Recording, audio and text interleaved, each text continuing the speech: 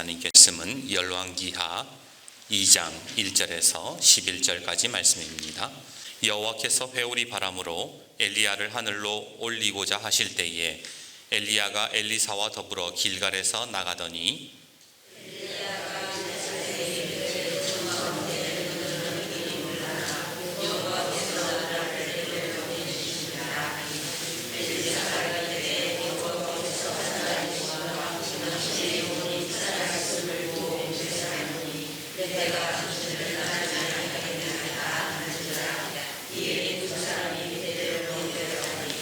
베들에 있는 선지자의 제자들이 엘리사에게로 나와 그에게 이르되 여호와께서 오늘 당신의 선생을 당신의 머리 위로 데려가실 줄을 아시나이까 하니 이르되 나도 또한 아노니 너희는 잠잠하라 하니라.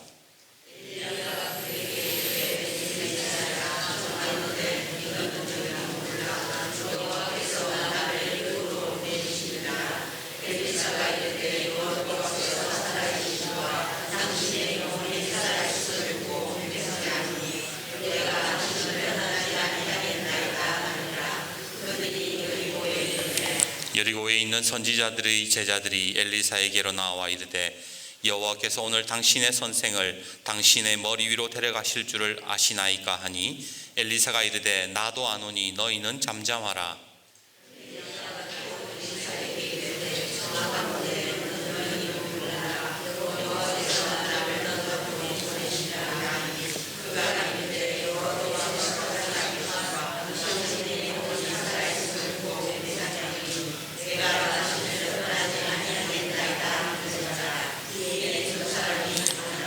선지자의 제자 50명이 가서 멀리 서서 바라보매 그 두 사람이 요단가에 서 있더니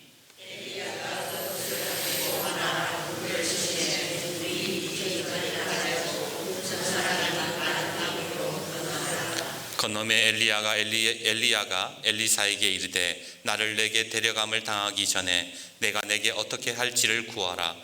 엘리사가 이르되 당신의 성령이 하시는 역사가 갑절이나 내게 있게 하소서 하는지라.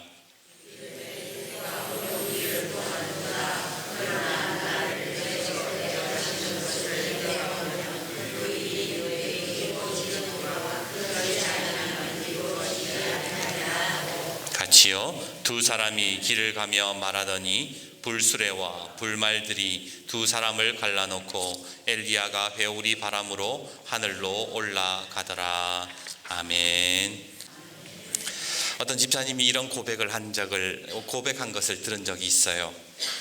교회를 다니지 않던 남편이 갑자기 그러더래요. 주일날 여보 나도 오늘 교회나 한번 가볼까? 늘 바쁘다는 핑계로 전혀 관심을 두지 않았던 사람이 제발로 교회를 가겠다니 마음이 바뀌기 전에 어서 교회를 서둘러 향했지요. 그런데 교회로 가는 길 집사님 마음에 자꾸만 걱정이 생기는 거예요.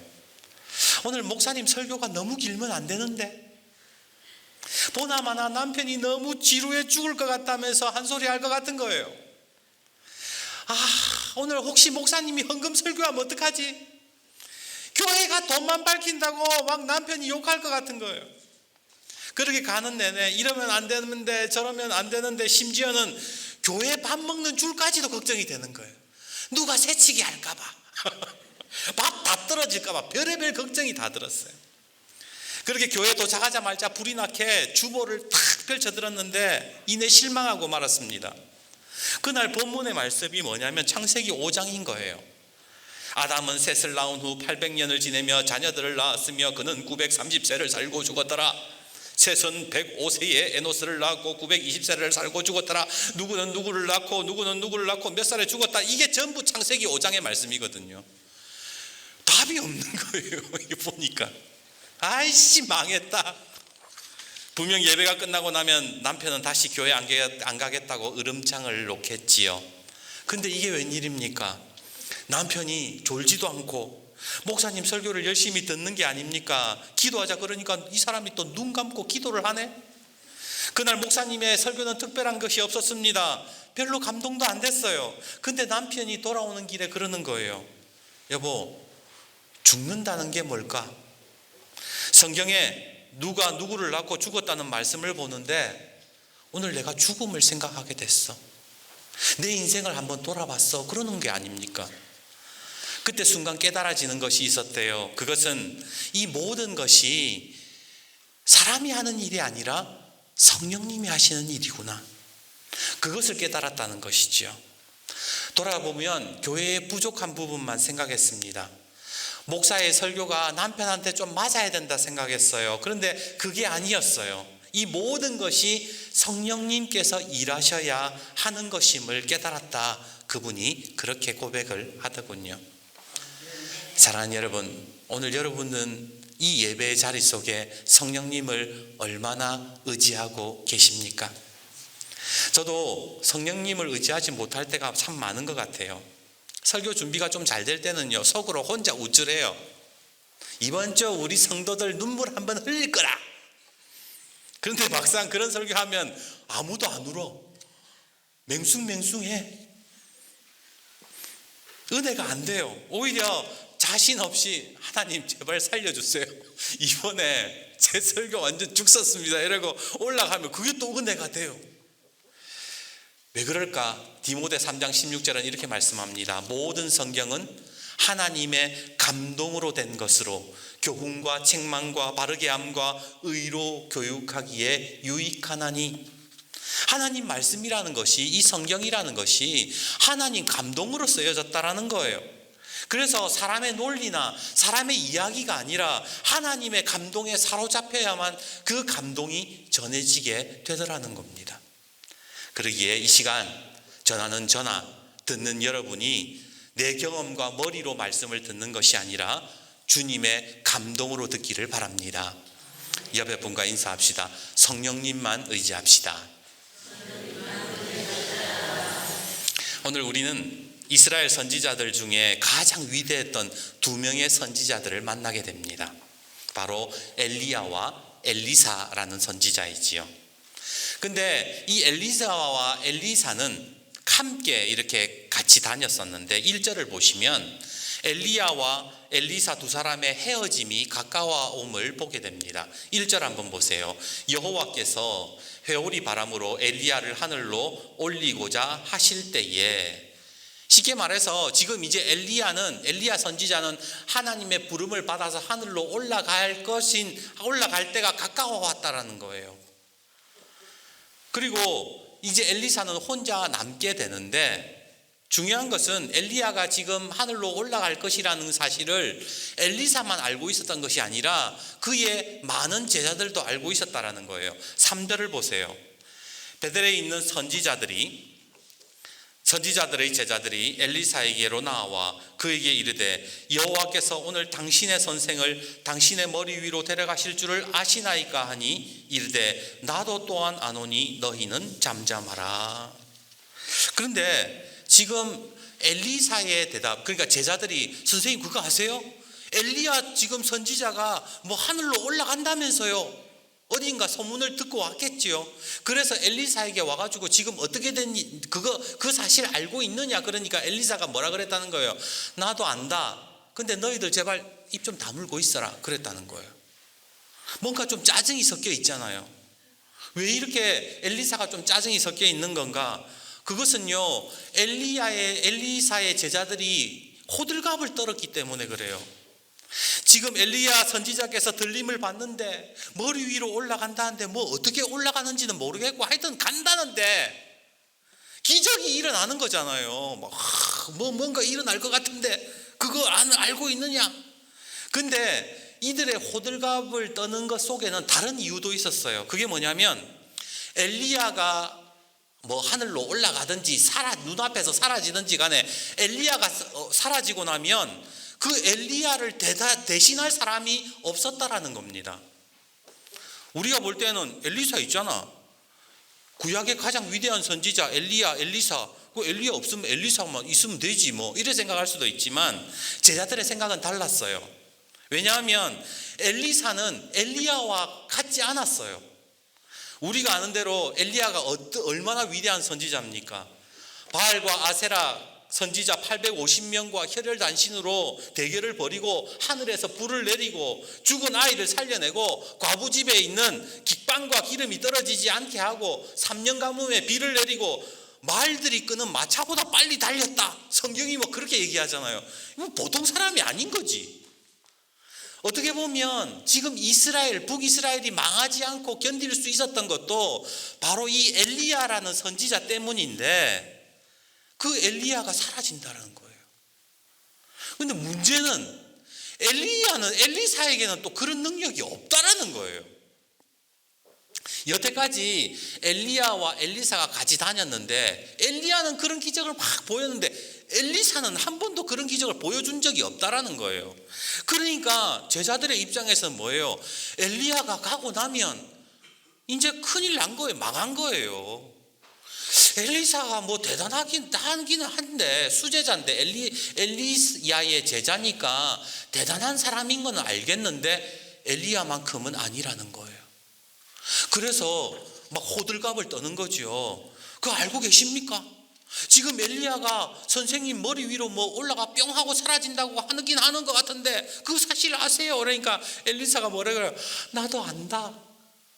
근데 이제 좀 입 좀 다물고 있어라. 사실 엘리사라고 뭐 뾰족한 방법이 있었던 건 아니었어요. 자기라고 왜 걱정이 없겠습니까? 할 수 있는 일이라고는 무작정 엘리야만 따라다니는 것이었어요. 자, 2절 한번 보세요. 엘리야가 엘리사에게 이르되 청하건대 너는 여기 머물라. 그러니까 엘리사가 뭐라고 대답해요? 여호와의 살아계심과 당신의 영혼이 살아있음을 두고 맹세하노니 내가 당신을 떠나지 아니하겠나이다. 나 당신하고 선생님하고 계속 붙어 있겠다 그러잖아요. 4절 보세요. 엘리야가 그에게 이르되 엘리사야 청하건대 너는 여기 머물라. 그러니까 또 뭐라 그래요? 내가 당신을 떠나지 않겠습니다. 6절도 보세요. 엘리야가 또 엘리사에게 이르되 청하건대 너는 여기 머물라. 그러니까 엘리사가 내가 당신을 떠나지 아니하겠나이다. 계속해서 따라다닌다는 거예요. 난 선생님 떠나지 않겠다 그러는 거예요. 왜 이렇게 한사코 엘리야를 따라다니겠다고 한 겁니까? 자기도 뾰족한 수가 없었던 거예요. 뭔가 지금 자기도 답답한 거지. 자기에게 하나님이 뭔가 말씀해 주시고 하나님이 넌 이렇게 해라 저렇게 해라 그러면 아멘 그러면서 할 텐데 하나님이 자기한테는 말씀 안 해주세요. 자기에게는 엘리야의 능력도 없어요. 그러니까 그냥 따라다닌 거예요. 여러분 엘리사는요 원래 농사 짓던 사람이에요. 한참 밭을 갈고 있는데 어느 날 엘리야가 나타나가지고는 이리 오너라. 너 그 소 내놓고 나 따라오너라. 그래가지고 선지자가 됐거든요. 근데 문제는 아까 말씀드렸다시피 엘리사에게는 엘리야와 같은 능력이 나타나지 않았다라는 거예요. 그리고 이제 스승이 하늘로 올라간다 그러고 남아있는 제자들은 보는 제자들은 가는 곳마다 선생님 그거 알고 계세요? 지금 엘리야가 올라간다는데 어떡하실 겁니까?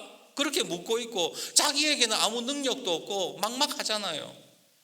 그래서 할 수 있었던 것이 바로 그냥 따라다녔던 것입니다. 그런데 계속 따라다니다가 이제 드디어 역사적인 사건이 일어나게 됐죠. 그것이 바로 9절에서 11절 말씀입니다.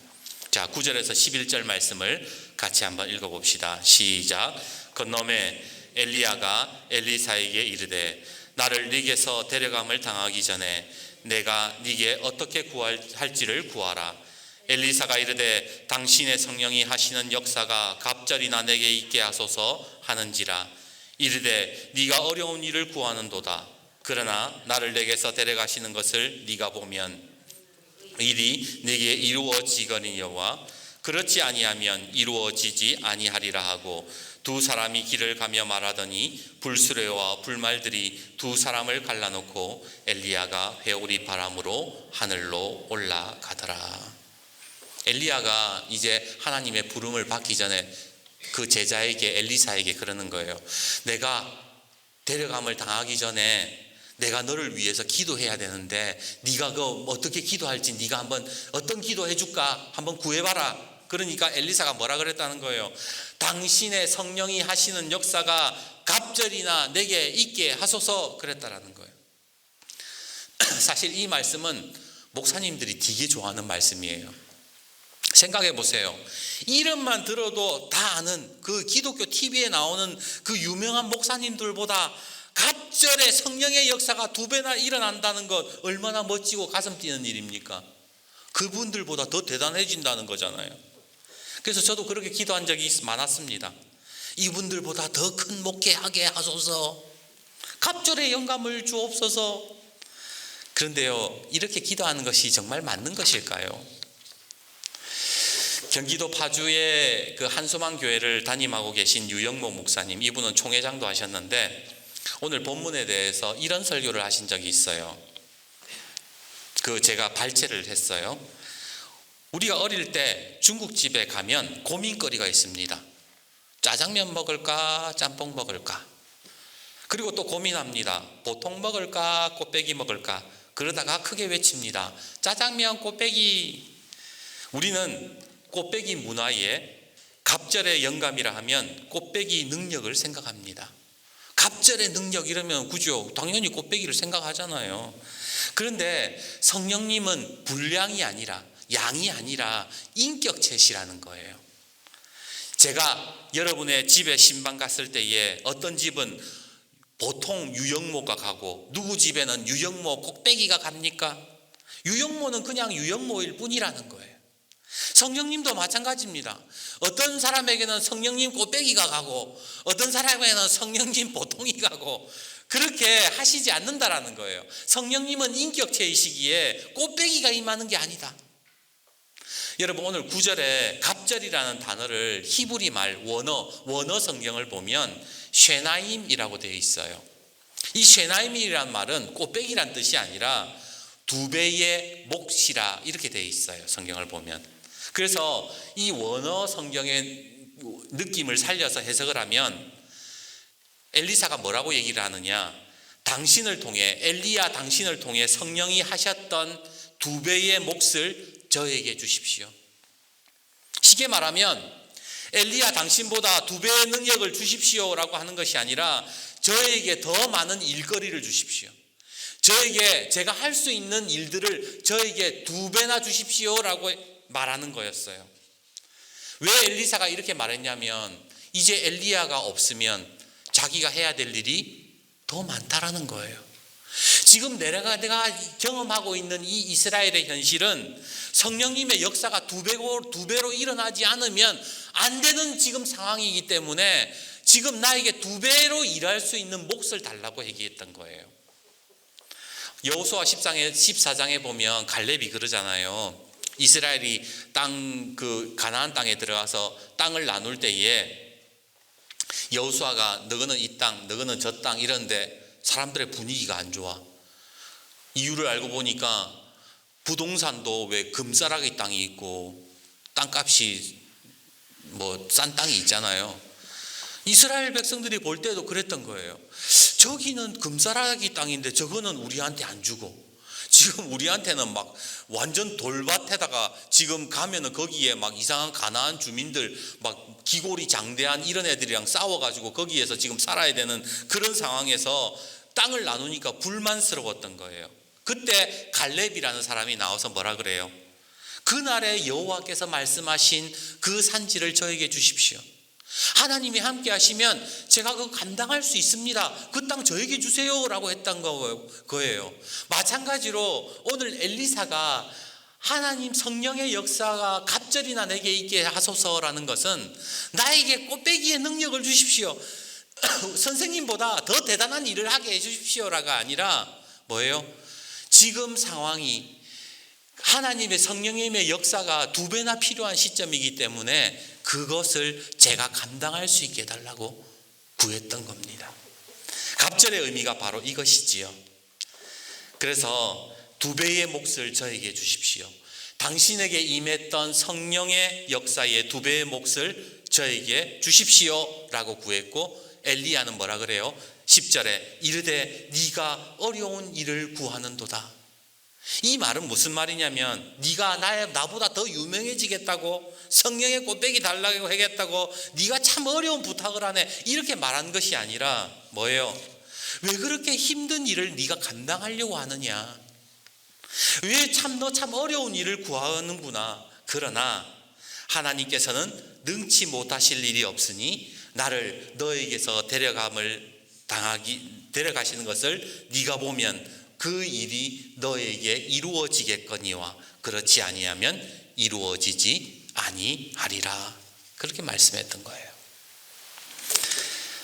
저는 오늘 이 말씀을 묵상하면서 오늘 우리 그리스도인들이 이 세상을 살아가면서 어떤 마음 자세를 가져야 되는지를 생각해 보게 되었습니다.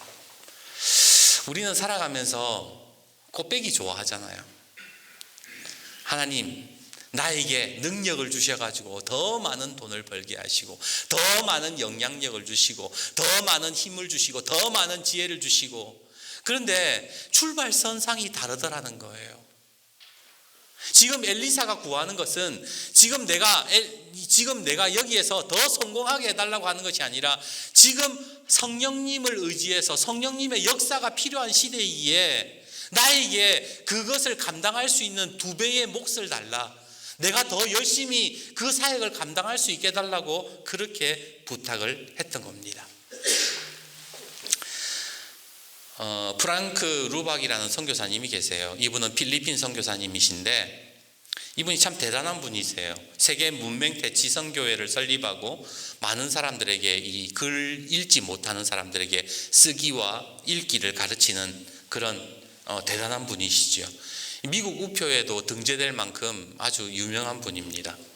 근데 그분이 쓴 책을 보면 이렇게 고백을 합니다. 자기가 45살이 예수를 오랫동안 믿었지만 선교사를 나갔지만 45살이 되기 전까지 신앙생활에 만족감이 없다는 거예요.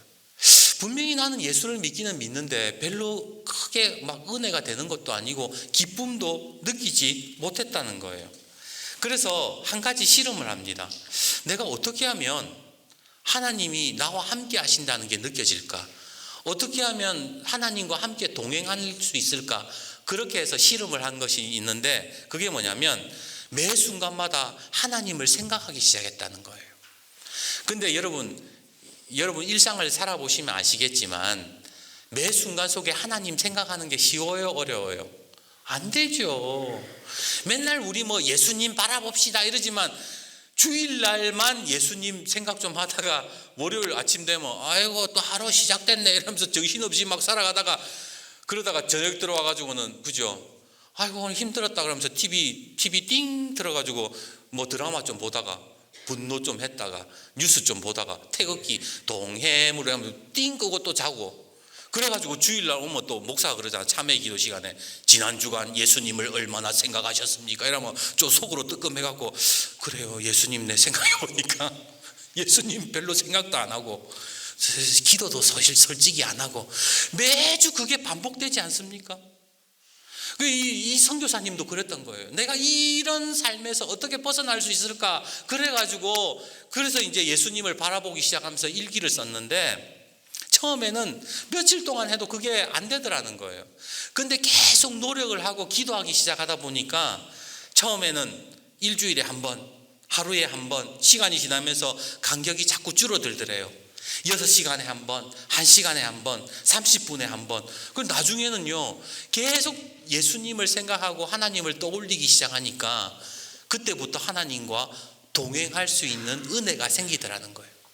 그래서 지나갈 때마다 예수님 저에게 뭘 바라십니까? 예수님 이 상황을 지금 예수님은 어떤 마음으로 바라보고 계십니까? 막 대화, 물론 직접적으로 말씀하시진 않지만 계속해서 질문하는 형식의 하나님과 동행을 시작했다라는 거예요. 그리고 1930년 1월 26일, 3월 1일, 4월 18일, 5월 24일 이렇게 시간이 점차가면서 하나님의 은혜가 충만하게 느껴지는 것을 경험했다, 그렇게 고백을 합니다. 이제 말씀을 맺습니다.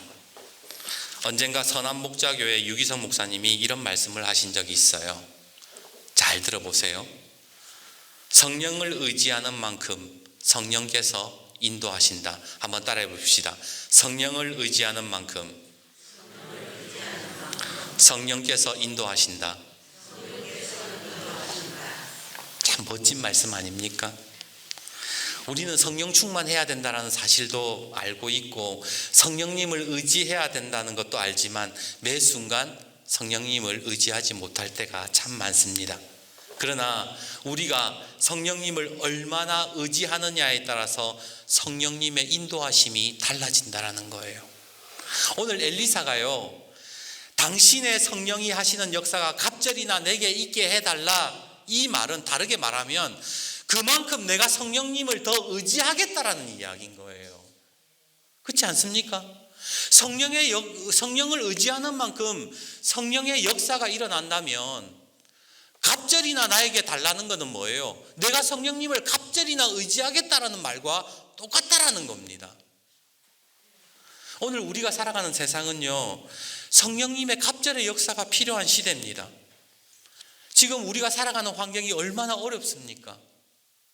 굳이 말하지 않아도 우리 모두는 이 세상이 살기 좋은 세상이라고는 생각하지 않습니다. 내 삶의 문제가 너무나도 많아요. 오늘 여러분의 삶에 어떤 문제가 있습니까? 어떤 어려움이 있습니까? 우리가 성령을 얼마나 의지하느냐에 따라서 성령께서 역사하신다, 그 사실을 믿고 오늘부터 성령님을 의지하면서 살아가는 우리 성도님들이 되시기를 주님의 이름으로 축복합니다. 설교를 준비하면서 찬양을 불렸습니다. 주님의 성령 지금 이곳에 임하소서, 임하소서. 주님의 성령 지금 이곳에 임하소서. 할렐루야, 할렐루야, 할렐루야, 아멘. 오늘 모든 삶의 자리에서 더 성령님을 의지하여서 그 갑절의 역사, 성령의 역사가 저와 여러분의 삶에도 드러나는 역사가 있기를 주님의 이름으로 축복합니다.